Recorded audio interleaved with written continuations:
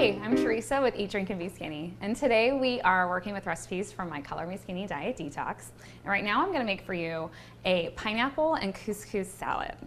So it's super, super easy. You can knock this salad out in a matter of minutes with just a few ingredients.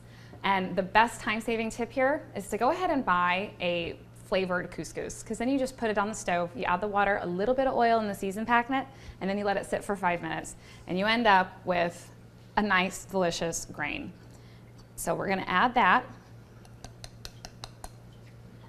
You could also use quinoa if you wanted to. Quinoa would be gluten-free.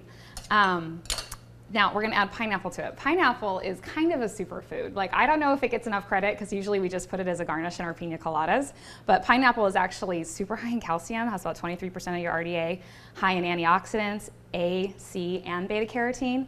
And what's actually most interesting about pineapple is it has an enzyme in it called bromelain, which is a protein digester. So externally you'll see it as a meat, but it works for you internally as well, and it helps keep your digestive tract really healthy by neutralizing any acids in your stomach.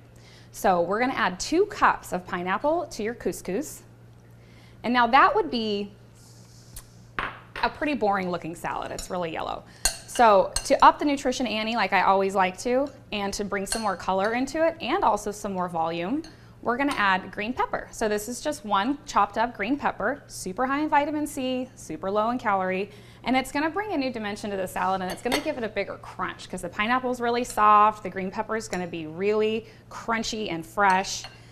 And one thing to keep in mind when you're making this salad is that couscous is a wheat-based product, so it will absorb water. So it's going to absorb the water from your pineapple. So this is not a salad you really want to make very far ahead of time because it might gum up a little bit. So you'll want to keep them separate for as long as you can.